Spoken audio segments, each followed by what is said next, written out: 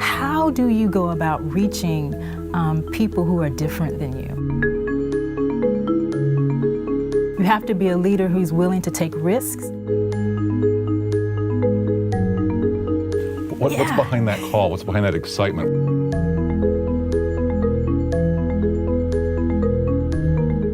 Today we're speaking to Dr. Lisa Bowens, a New Testament professor here at Princeton Seminary.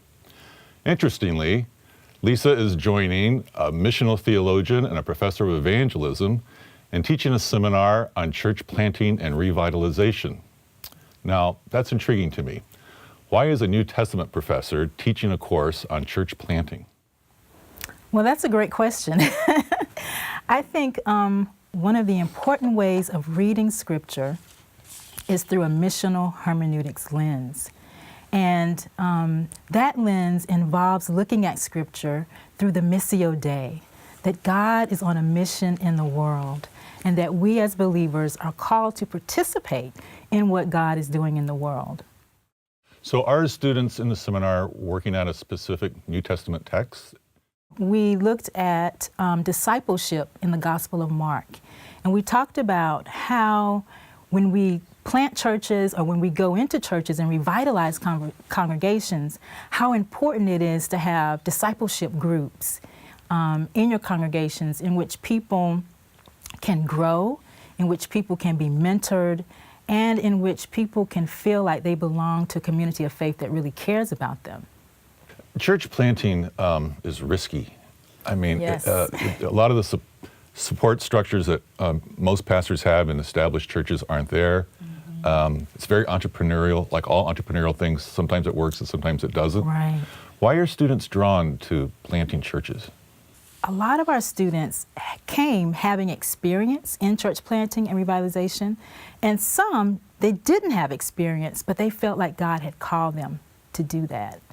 And but why? I mean, what's behind that call? What's behind that excitement? Why come and ask the professors, why don't we have classes on church planting? Yeah, I really think they feel like this is what God has called them to do, but they know they need to be equipped for the call. And so having courses in this allows them to go out better prepared. Right. To do what they believe God has called them to do.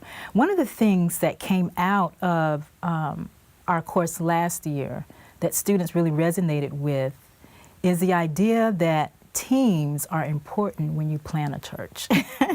And there were some students who were kind of shocked about that, but then as we talked more about it, they were like, yes, this really makes a lot of sense. So instead of just being the Lone Ranger out there. Instead of being the Lone Ranger out there by yourself, it's very important to have teams, and we heard that repeatedly from pastors that we talked with and pastors that students interviewed for their case studies, how important teams are.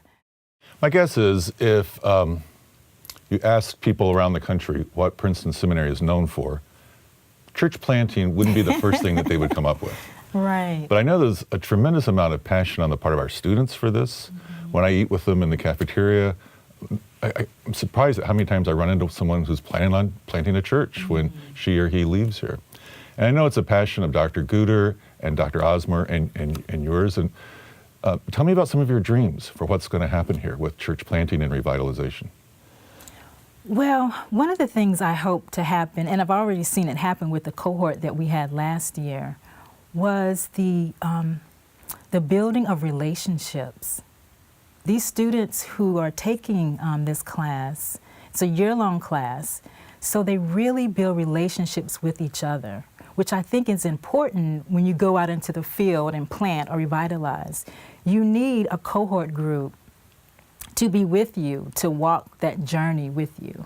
So my hope is that our students will be enriched both theologically, both relationally, and academically.